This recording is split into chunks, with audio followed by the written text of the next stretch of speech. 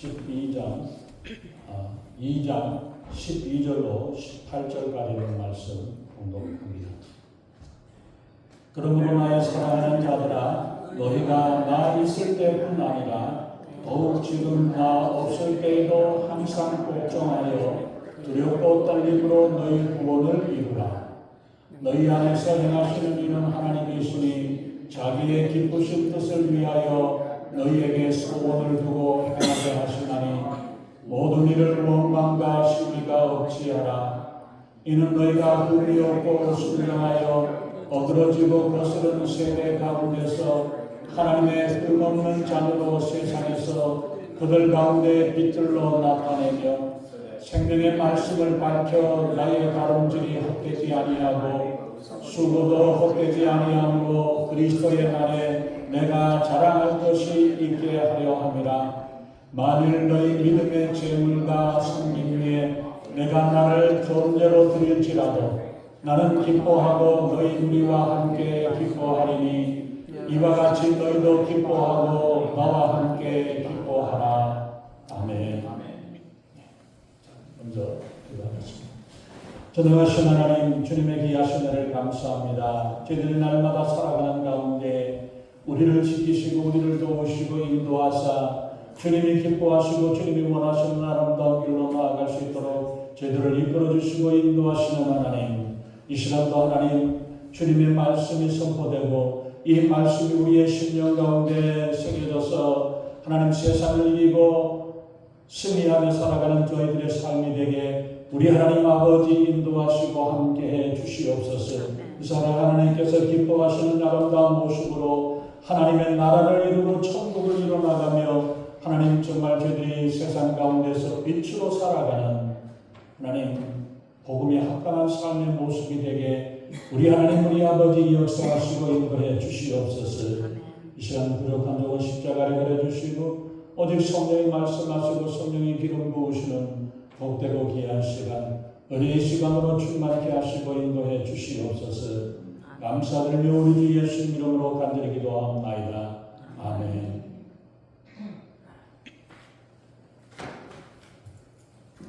지난 수요일날도 말씀드렸습니다만 우리가 예수 천당 불신지역이라고 한국 땅에 복음이 전도되어지고 일제시대 때부터 전해졌던 이 가장 쉬운 용어입니다.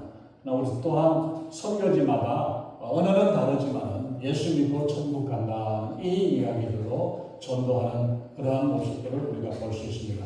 그런 걸로 인해 가지고 좋은데 한 가지 우리가 잘못 생각을 하고 있는 게 내가 예수 믿고 천국 가면 된다, 천당만 가면 된다라고 착각을 하는 이런 잘못이 우리가 범하게 되었던 것을 봅니다.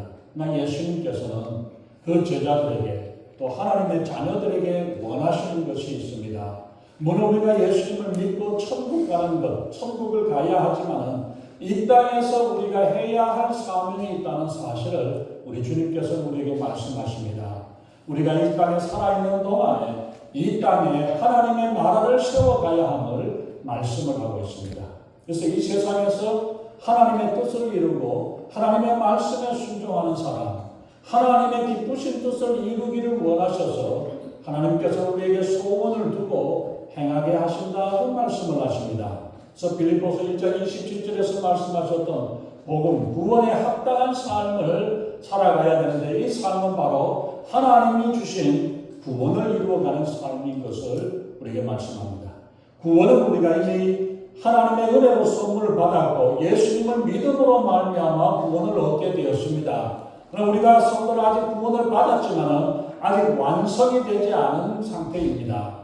마치 성탄절 선물을 우리가 받고서도 크리스마스 트리 아래다 두고 성탄절을 기다려가지고 성탄절 아침에 이 성탄의 선물을 개봉하는 것과 같습니다. 구원의 단계에서 우리가 보면은 구원의 시작을 칭의, 의롭다 하고 칭의를 하십니다. justification이라고 하는데 이 칭의로 구원함을 받았고 그 칭의로 구원함을 받음으로 우리가 하나님의 자녀가 되고 하나님의 자녀로서의 삶이 시작이 되어져 가는 그 단계가 칭의의 단계입니다.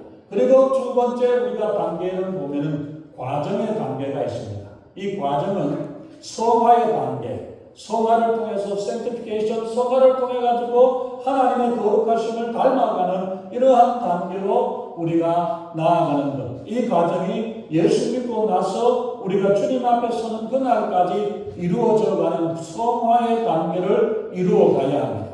그리고 완성의 단계는 마지막 주님께서 재림하심으로 말미암아 우리가 영광스러운 몸으로 변화되어 하나님 나라에서 주님 안에서 주님과 함께 살아가는 이 삶이 영화의 단계로 칭의의 단계와 성화의 단계와 그리고 그 완성이 되는 영화의 단계, 이 단계까지 나아가는데 우리는 예수 믿고 구원받았다면 하나님의 자녀로 의롭다 칭함을 받은 칭의의 단계에서 날마다 성화의 단계로 주님을 닮아가는 모습을 이루어져 나가야 되는 것입니다.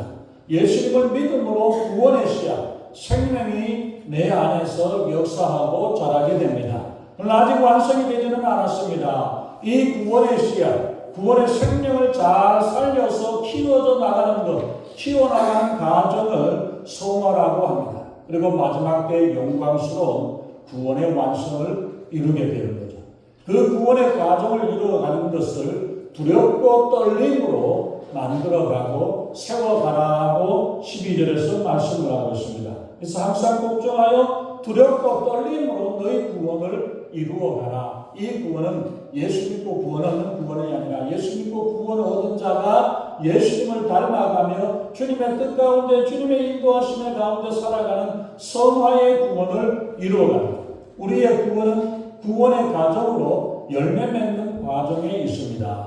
씨를 뿌리면 싹이 나고 자라면서 잎이 되어 열려지고 꽃이 피고 열매를 맺게 되는데 얼마나 많은 열매를 맺을까? 얼마나 많은 소출을 얻을 수 있고 거두는가? 이것은 날씨나 환경에 따라 영향을 받기도 하지만 또한 농부의 정성과 수고가 어떠한가에 달려져 있는 것입니다. 우리가 잘 가꾸고 부지런히 정성을 다하는 농부가 하나라도 더 열매를 거두게 되는 것입니다. 그렇다고 해서 내 농사가 잘못되었다고 남의 것 따가지고 내 것이냐 할 수는 없죠. 가끔씩 뉴스에서 우리가 보면은 홍수가 나면은 지난 1년 동안에 수고했던 그 많은 수고가 피땀 흘렸던 수고가 다 휩쓸려져 가버리는 안타까운 장면들이 나옵니다.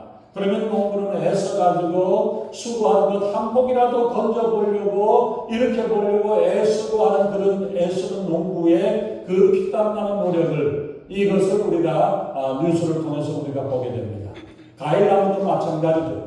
봄부터 애써서 정성 들여서 깎은 나무에 더 많은 열매가 주렁주렁 열리게 되지만은 정성을 들인 열매 나무에서는 더 많은 열매가 열리게 되지만은 나물나라 팽개쳐 버렸던 그 나무들에는 정성을 들이지 않은 그런 나무에는 보면은 열매가 많이 맺혀져 있지 못하는 것을 우리가 볼 수 있습니다. 그래서 우리가 보면은 빌립보 교회에다가 편지를 쓴 내용이지만 그 가운데서 보여줬던 그 말씀을 통해서 우리가 정말 보는 곳에서든지 보이지 않는 곳에서든지 정말 주님의 구원을 이루어가는 이 일들을 이루어감으로 하나님이 기뻐하시는 아름다운 열매들을 맺어나갈 수 있어야 할 것입니다.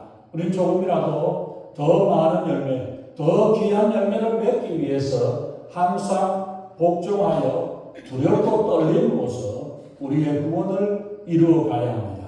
근데 먼저 우리가 살펴봐야 할 것은 이런 복음에 합당한 삶을 살아야 되는데 구원의 열매가 없는 삶이 있다는 것이 문제입니다. 왜 그렇습니까?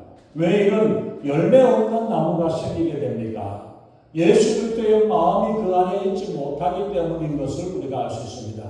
성도가 또 교회가 예수 그리스도의 마음을 갖지 못하게 될 때에 문제가 있고 시험이 있고 시련을 갖게 되어집니다. 나무가 있는데 이 나무를 날마다 누군가 흔들어 재면은 이 나무가 온전하게 자라지 못하게 되고 뿌리가 온전하게 내리지 못한다는 사실을 우리가 생각을 해야 합니다.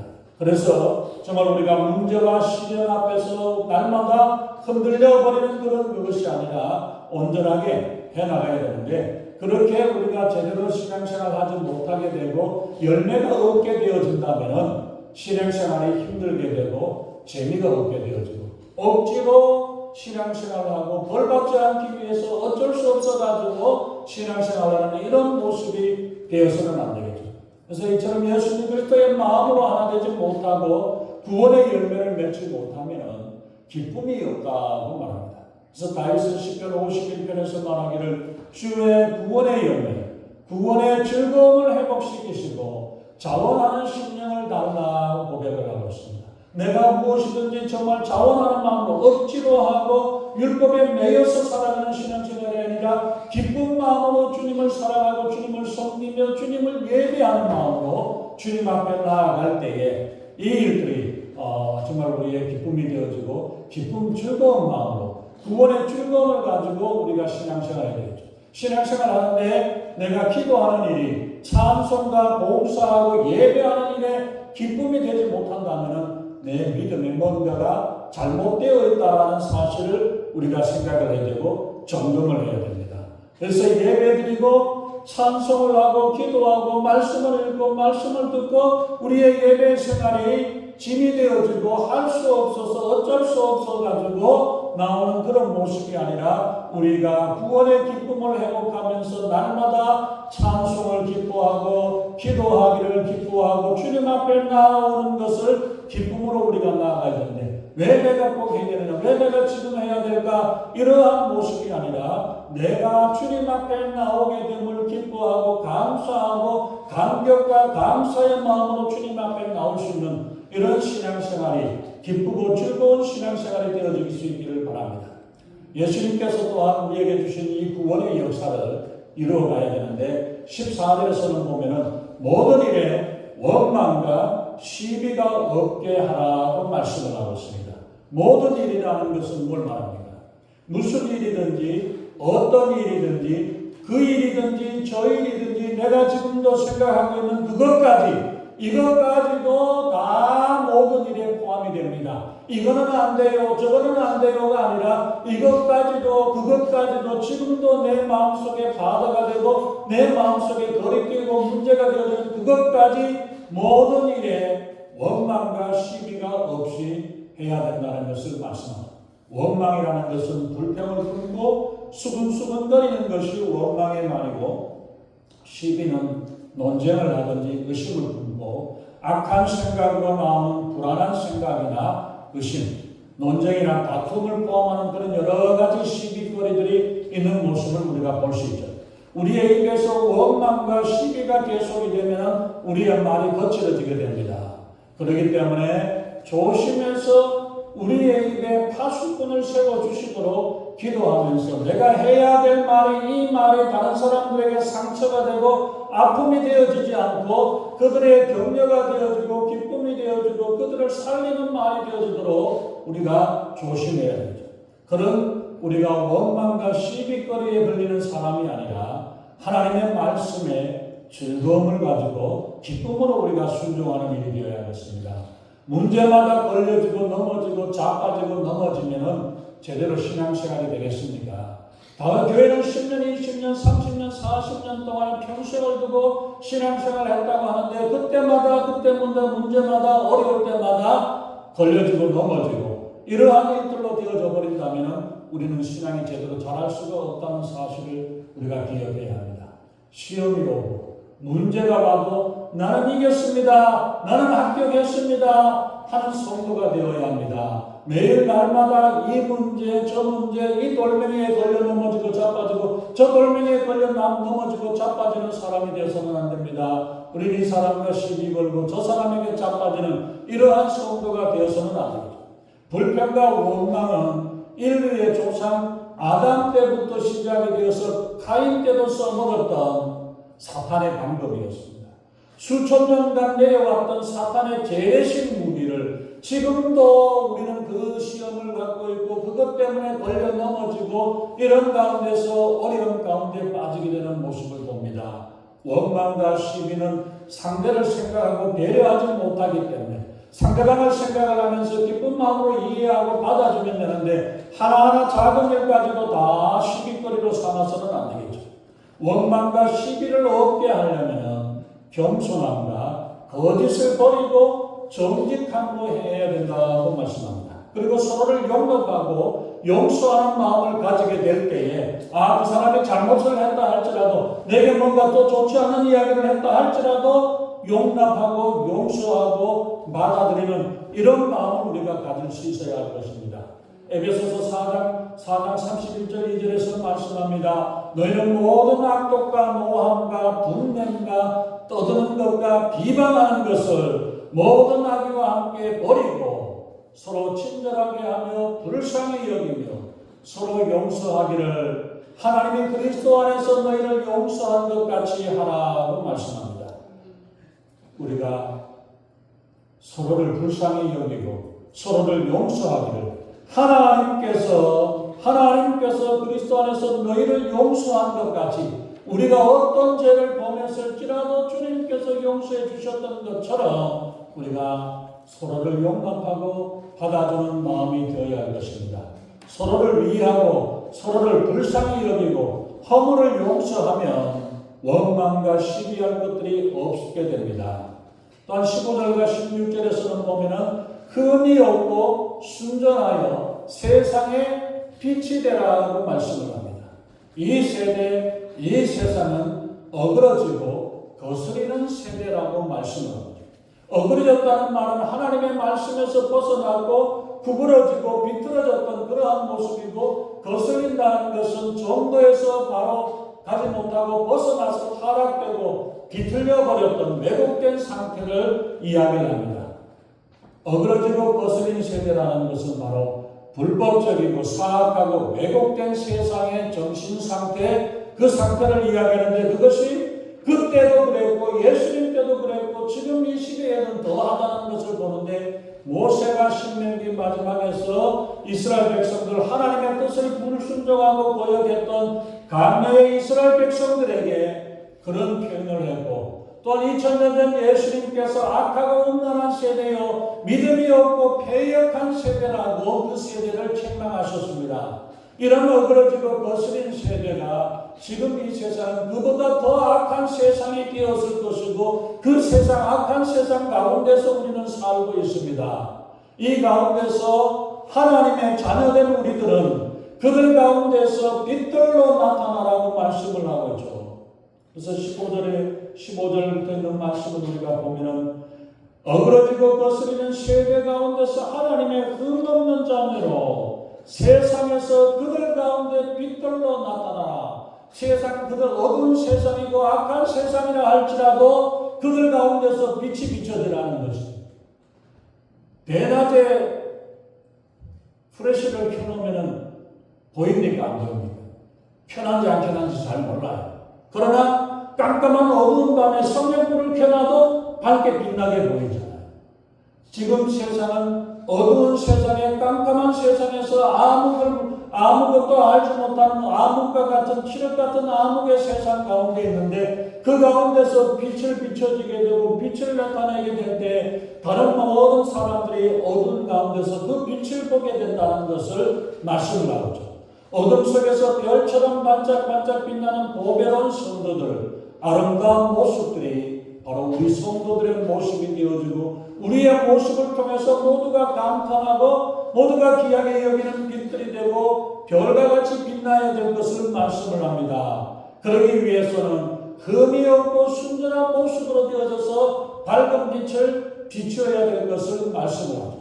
흠이 없다는 것은 완벽해야 된다는 것을 말하는 것은 아닙니다. 양을 제물로 바칠 때에 제사장이 이것을 검사를 합니다. 어디에 다친 것이 없는가, 병든 것이 없는가, 이런저런 것을 살펴서 아무런 문제가 없을 때에 제물로 바칠 수 있도록 그렇게 한 것처럼 합격이 되어진다.